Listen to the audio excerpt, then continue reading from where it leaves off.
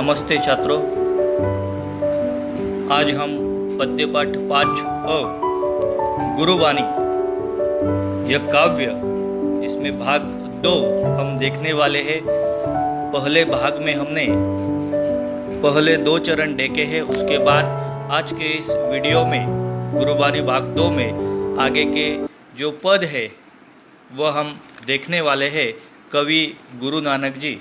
अभी इसमें हम शुरुआत करते हैं तीसरे चरण में कवि गुरु नानक जी ने क्या कहने का प्रयास किया है। देखो, पद मैं पढ़ता हूँ। मनरे अहिनिसी हरिगुण सारी, जिनखिनु पलु नामु न बिसरे, ते जन विरले संसारी। ज्योति ज्योति मिलाइए सुरती सुरती संजोग, हिंसा हऊ में गतु गए नाही सहसा सोगो। गुरुमुख जिसु हार मनि बसे, तिसु मेले गुरु संजोग। देखो, यहाँ पर शब्दार्थ बहुत कठिन है, तो यह शब्दार्थ भी आप समझ कर लीजिए। हम शब्दार्थ बाद में देखेंगे। फिलहाल अभी जो इस पद का स्पष्टीकरण है वह हम देखते हैं। देखो, यहाँ पर क्या कहने का प्रयास किया है कवि ने। अहिनिसी का मतलब है कि दिन रात, वहाँ पर कवि ने कहने का प्रयास किया है। पलु यानी पल, नामु यानी नाम। तो इसमें कवि देखो क्या कहने का प्रयास कर रहा है कि ईश्वर का नामस्मरण, ईश्वर की भक्ति हमें कैसे करनी चाहिए, यही इस पद में कवि गुरु नानक जी ने बताने का प्रयास किया है। कवि कहते हैं, मनरे अहिनिसी हरिगुण सारी, यानी दिन रात ईश्वर का नामस्मरण करो, दिन रात। लेकिन वह किस प्रकार से? तो ईश्वर का नामस्मरण प्रेम के माध्यम से करो। हमारे मन में जो अहंकार का भाव है वह अहंकार का भाव निकाल दीजिए और प्रेम के माध्यम से ईश्वर का नामस्मरण कीजिए। क्योंकि हमारे मन में, हमारे दिल में कम चौड़ी मात्र जगह है, इसमें दो में से एक ही रह सकता है, यानी अहंकार या तो फिर प्रेम, यानी ईश्वर रह सकता है। तो ईश्वर को स्थान देना है या अहंकार का? जहाँ पर ईश्वर है वहाँ पर अहंकार नहीं रह सकता, जहाँ पर अहंकार है वहाँ पर ईश्वर नहीं रह सकता। इसलिए कवि ने कहने का प्रयास किया है कि मनरे अहिनिसी हरिगुण सारे, यानी वहाँ पर दिन रात ईश्वर का नामस्मरण प्रेम के माध्यम से करो। प्रेम के माध्यम से नामस्मरण करोगे तो ही आपके हृदय में ईश्वर को स्थान मिलेगा। जिन खिनु पलु नामु न बिसरे, ते जन विरले संसार। यहाँ पर देखो क्या कवि ने कहने का प्रयास किया है कि आजकल हम व्रत रखते हैं, यानी ईश्वर का नामस्मरण, यानी ईश्वर की भक्ति हम प्रकट करने के लिए, ईश्वर के प्रति प्रेम दिखाने के लिए हम क्या करते हैं? जैसे कि व्रत रखते हैं, उपवास रखते हैं, ईश्वर की आरती उतारते हैं। ऐसे अनेक प्रकार के भाव हम ईश्वर के प्रति श्रद्धा भाव प्रकट करते हैं। तो यहाँ पर कवि ने कहने का प्रयास किया है कि ईश्वर के प्रति आपकी भक्ति है, आप नामस्मरण करते हो, या तो फिर जो भी आपको भक्ति भाव दिखाना है वह ऐसे व्रत, उपवास, या तो फिर आरती करते हुए, या भगवान के ऊपर फूल चढ़ाकर वगैरह, ये सब कवि ने पाखंड माना है। ईश्वर के प्रति श्रद्धा या तो फिर प्रेम दिखाने का यह तरीका नहीं है। इसके लिए नामस्मरण चाहिए, भक्ति चाहिए। वह किस प्रकार की भक्ति चाहिए? तो मन के अंदर से ईश्वर की साधना हमें करनी चाहिए। ये जो कुछ लोग व्रत, उपवास, आरती वगैरह करते हैं, ये सब कवि गुरु नानक जी ने पाखंड माना है। इससे आपको ईश्वर की प्राप्ति नहीं होगी। ईश्वर को क्या चाहिए? ईश्वर यानी परमात्मा भक्ति का भूखा है, भक्ति का प्यासा है। और वह भक्ति किस प्रकार की होनी चाहिए? तो मन से, लगन से वहाँ पर भक्ति होनी चाहिए। पूरी तरह से तल्लीन हो जाओ भक्ति में। ईश्वर की भक्ति इस प्रकार चाहिए कि प्रतिपल ईश्वर के प्रति श्रद्धा भाव से नामस्मरण में लीन होना चाहिए। एक पल भी ईश्वर को भूलना नहीं है, ऐसे कवि ने कहने का प्रयास किया है। और जो एक पल भी ईश्वर को भूलता नहीं, श्रद्धा भाव से नामस्मरण करता है, वह संसार में पूरी तरह से प्रसिद्ध हो जाता है, या तो फिर संसार में अच्छी तरह से जीवन जी लेता है। ज्योति ज्योति मिलाइए सुरती सुरती संजोगु, हिंसा हऊ में गतु गए नाही सहसा सोगु। यहाँ पर कवि ने कहने का प्रयास किया है कि परम परमात्मा की ज्योति से उनका जीवन प्रकाशमय हो जाता है। यानी ईश्वर का नामस्मरण करने से क्या हो जाता है, तो हमारे भी जीवन में एक प्रकार का प्रकाश फैल जाता है। ज्योति ज्योति मिलाइए, परम परमात्मा की ज्योति से इन संतों का यानी साधक का जीवन प्रकाशमय हो जाता है। देखो यहाँ पर हमारे पतित पावन भारत भूमि में अनेक संत होकर चले गए, जैसे कि ज्ञानेश्वर है, तुकाराम है, बहुत सारे संत होकर चले गए, एकनाथ नामदेव, ये सब संत होकर चले गए। तो इन्होंने वहाँ पर अपना ध्यान ईश्वर में ही लगाया और इन संतों में ही हम ईश्वर को ढूंढते। आज देखो जगत गुरु संत तुकोबरा की जो पालकी है, यानी पंढरपुर की यात्रा होती है, वहाँ पर पालकी का कार्यक्रम होता है, यानी उत्सव मनाया जाता है, पालकी आ जाती है। हम पालकी के जो गुरु ज्ञानेश्वर मौली के चरण है वह छू लेते हैं, तुकाराम महाराज की पालकी है वह चरण छू लेते। आज वे यही इंसान थे, लेकिन इस प्रकार के भक्ति में लीन हो गए कि आज हम उन्हें परमेश्वर के रूप में देखते हैं और श्रद्धा भाव से उनके चरणों के ऊपर मत्था टेकते हैं।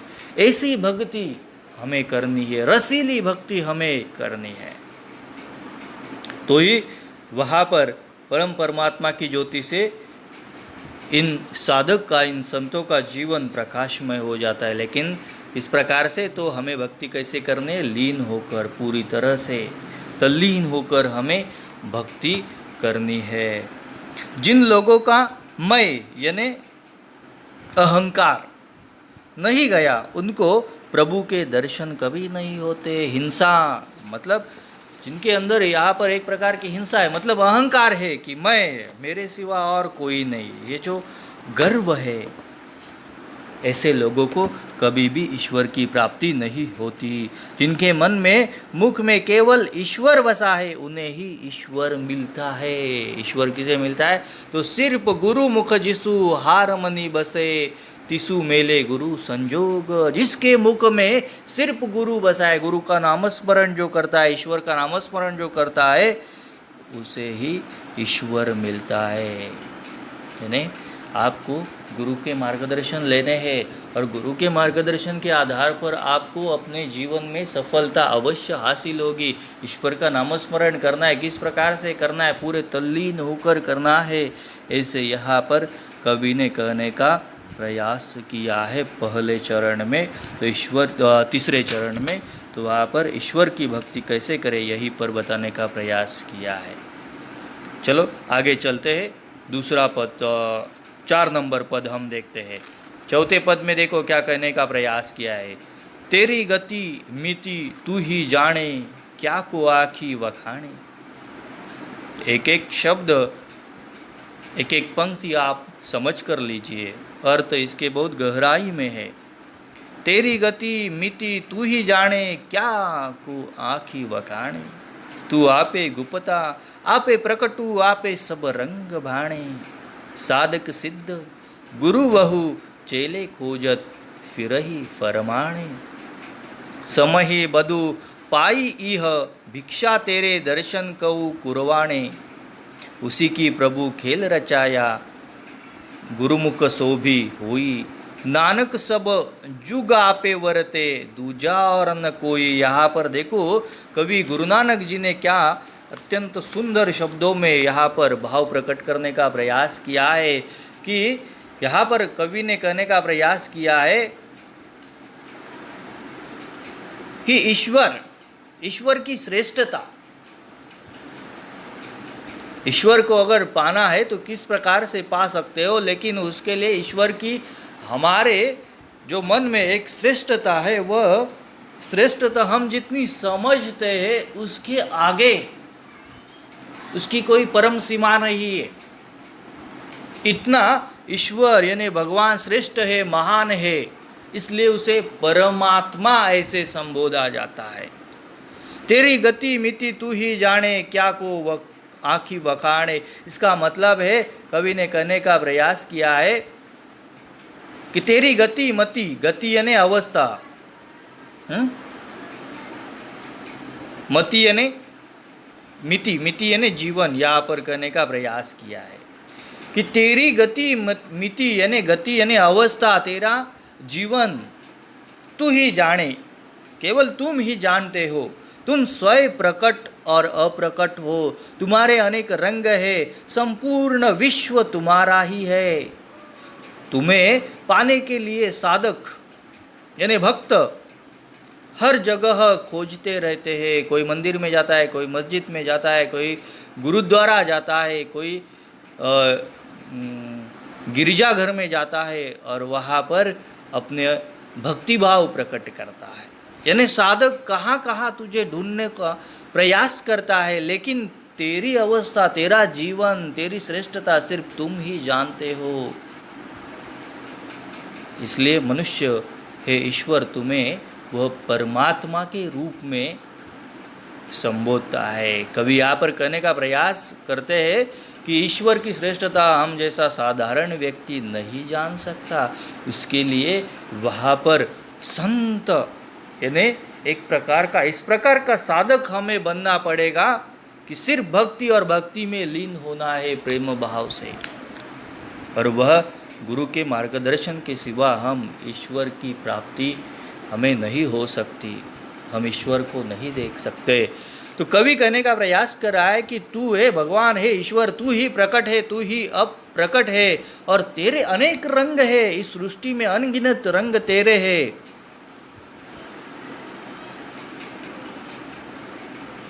तो कवि यहाँ पर कहने का प्रयास कर रहा है कि हर जगह तुझे साधक ढूंढने का प्रयास करता है, लेकिन इस तरह ईश्वर के दर्शन होने वाले नहीं है। जिन लोगों ने ईश्वर का नामस्मरण किया उन्हें ही तूने भिक्षा के रूप में तूने दर्शन दिए।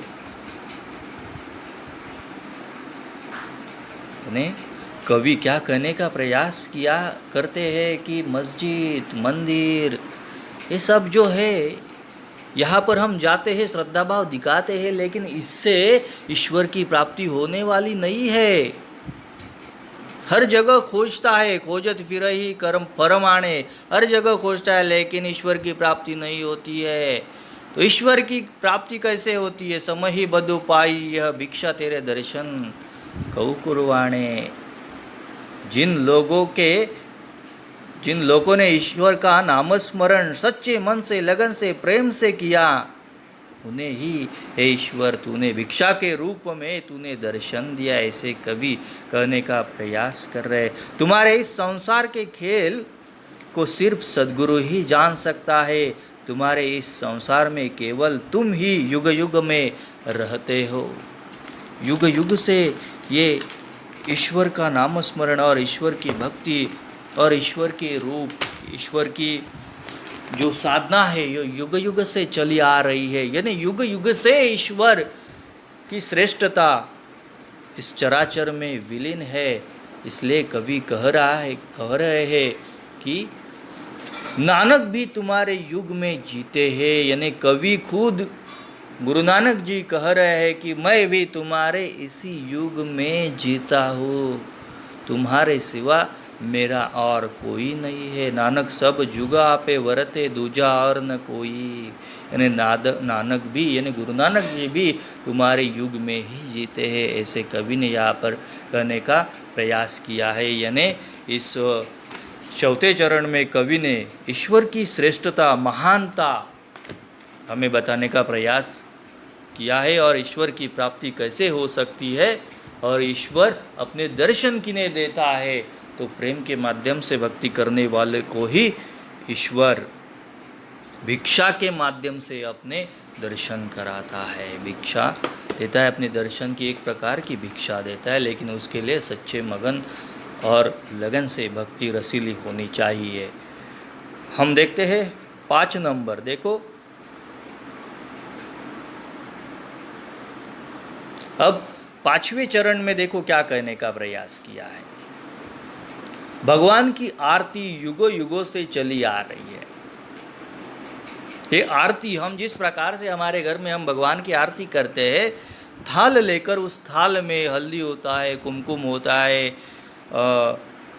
फूल होते हैं, या तो फिर शक्कर होती है, भगवान को मीठा कुछ पदार्थ हम दिखाते हैं, दीप होता है, अगरबत्ती होती है, धूप होता है, ये सब हमारे थाल में भगवान को जो हम आरती उतरते उसमें सब होता है। इस 5वें चरण में यही कवि ने बताने का प्रयास किया है कि निसर्ग में युगों युगों से विलीन है जो आरती है, वह आरती की थाल किस प्रकार की है वह यहाँ पर बताने का प्रयास किया। 5वां चरण हम देखते हैं। गगन में काल रविचंद दीपक बने, तारका मंडल जनक मोती, धूप मलया नील पवनु चवरो करे, सकल वनराई कुलंत ज्योति, कैसी आरती होई भवखंडना, तोरी आरती अनाहत शब्द बाजत भेरी। देखो यहाँ पर कवि ने 5वें चरण में क्या कहने का प्रयास किया है कि गगन में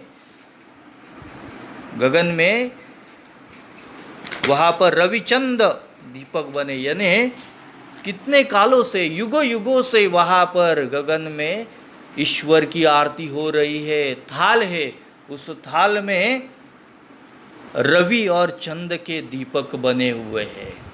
देखो सूरज उगता है, उजाला छा जाता है, और रात के समय चांद उग जाता है तो चांदनी रात वहाँ पर पूरी तरह से प्रकाशमय हो जाती है। तो ऐसे युगों युगों से भगवान की आरती चली आ रही है। और दीप कौन है? तो रवि और चंद्र, यानी सूर्य और चंद्र। तारका मंडल जनक मोती, यानी यहाँ पर कवि ने कहने का प्रयास किया है कि चंद्र सूर्य युग युगों से तारे यानी मोती की तरह, तारका मंडल जनक मोती, जो तारों का मंडल है, सौर मंडल, तो वहाँ पर इस सौर मंडल में अनगिनत ग्रह है, उसके बाद तारका है, तारे हैं, तो तारों को ही कवि ने यहाँ पर मोती की उपमा दी है। तारे चमकते हैं, जिस प्रकार से मोती चमकता है, मोती कहाँ पर भी पड़ा हो तो वह चमक लेता है, चमकता है। तो उस प्रकार से ही ये तारका यानी क्या, यानी एक मोती की उन्हें उपमा दी है कि तारे मोती की तरह चमक रहे हैं। धूप मलया नील पवनु चवरो करे, यहाँ पर देखो क्या करने का प्रयास किया है कि उस थाल में धूप है, हमारे भी थाल में हम भगवान की आरती उतारते हैं तो वहाँ पर दीप लगाते हैं, लेकिन ईश्वर ने खुद की आरती उतारने के लिए निसर्गतः वहाँ पर युगों युगों से अपने दीप बनाए हैं, यानी सूरज और चांद। हम हमारे भगवान के सामने दिया लगाते हैं, उसमें तेल डालते हैं और वहाँ पर वह दीप प्रकाशमय कर लेते हैं। धूप लगाते हैं भगवान को, वहाँ पर धूप दिखाते हैं, लेकिन ईश्वर ने खुद के लिए धूप बनाया है मलयानील, यानी मलयगिरी जो पर्वत है वही का ईश्वर के लिए धूप ईश्वर ने बनाया है। मलयगिरी पर्वत को ही धूप कहा गया है। पवनु चवरो करे, कई कई जगह पर मंदिरों में देखो कि भगवान को सुलाया जाता है, या तो फिर हवा देने के लिए पंखे होते हैं, भगवान को हवा लगाते हैं या तो फिर देने का प्रयास करते हैं। लेकिन यहाँ पर कवि ने कहने का प्रयास किया है कि कवि गुरु नानक जी कह रहे हैं कि ईश्वर ने खुद वहाँ पर खुद को हवा लेने के लिए पवन यानी हवा, पवनु चवरो करे यानी पवन यानी हवा, चारों ओर से वहाँ पर हवा का झोंका आता है, एक झोंका यहाँ से एक झोंका वहाँ से, पर्वत को वहाँ पर टकराता है, फिर से दोबारा दूसरी तरफ चला जाता है। यानी चारों ओर सिर्फ पवन यानी हवा भगवान लेता है, यानी यह निसर्गतः आरती यहाँ पर ईश्वर ने बनाई है। सकल वनराई कुलंत ज्योति, देखो वनराई, कवि ने क्या, वनराई मतलब अनगिनत वृक्ष है, पौधे हैं, फूल है, इस निसर्ग में अनगिनत फूल पौधे हैं, और वहाँ पर उसी ने यानी ईश्वर ने ही ये सब वनराई निर्माण की है। वही अपने आप पर फूल बरसाता है। कितने फूल है, पौधे है, वृक्ष है, तरह तरह के फूल है निसर्ग में। हम हमारे थाल में फूल लेते हैं, एक दो फूल लेते हैं, भगवान के ऊपर न्यौछावर कर देते हैं, बिखेर देते हैं। लेकिन निसर्गतः कितने इस सृष्टि में फूल होंगे, वह हर रोज उस वृक्ष से जमीन पर गिरते। मतलब एक तरफ से वहाँ पर भगवान के ऊपर वह बरसात, फूलों की बरसात हो जाती है। वनराई खुद बरसाता है। ऐसे पूरे भूखंड में, ऐसे पूरे भूखंड में अनाहत तेरी आरती होती है। अनाहत यानी इसके लिए कोई शब्द नहीं है। अनाहत यानी युगों युगों से इस भूखंड में, इस पतित पावन भारत भूमि में ही नहीं, पूरे विश्व में युगों युगों से इस प्रकार की आरती है भगवान तेरी होती आ रही है। यह अनाहत में आरती, मतलब ऐसे पूरे भूखंड में अनाहत में आरती होती है। मतलब इसके लिए शब्द बाजत बेरी, यानी किस प्रकार से यहाँ पर देखो भाव प्रकट किया है कवि ने कि ईश्वर की हम साधना करते हैं, वह कैसी होनी चाहिए, करनी चाहिए। तो ये सब व्रत उपवास रखते हैं, या तो फिर भगवान के सामने हम आरती लेकर जाते हैं, आरती उतारते हैं, ये सब पाखंड माना है गुरु नानक जी ने। और भगवान को सच्चे मन से, प्रेम के माध्यम से भगवान की पूजा अर्चा करो, नाम स्मरण करो। यही भगवान भक्ति का रस प्यासा है, भूखा है। आरती, आरती वो खुद कर रहा है अपनी आरती। जैसे भगवान शिव के ऊपर वहाँ पर जैसे कि ऊपर से पानी गिरता है नीचे, वह भगवान की पिंड रहती है, वह स्वयं अभिषेक करता है खुद के ऊपर। आज हम मंदिर में जो भी बनाते हैं वो बात अलग है, लेकिन कई ऐसे मंदिर है भगवान के, या तो फिर निसर्गतः बनाए गए हैं कि भगवान खुद वहाँ पर अपने आप पर अभिषेक करता है स्वयं।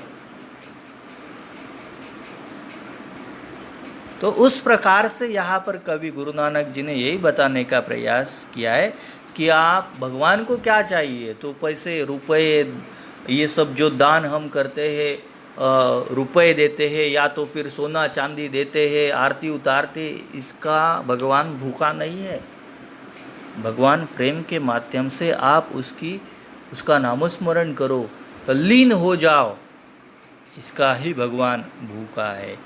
तो ये सब यहाँ पर कवि ने इन पूरे पंक्तियों में कहने का प्रयास किया है। इस गुरुबानी में कवि ने यही कहने का प्रयास किया है कि भक्ति कैसी होनी चाहिए, तो भक्ति रसीली होनी चाहिए और अहंकार निकाल दो, प्रेम के माध्यम से वहाँ पर भगवान का नामस्मरण करो।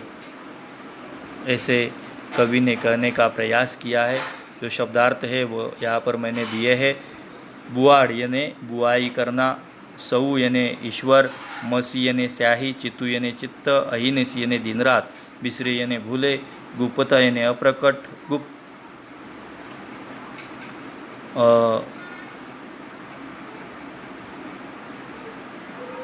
गुप्तता यानी अप्रकट।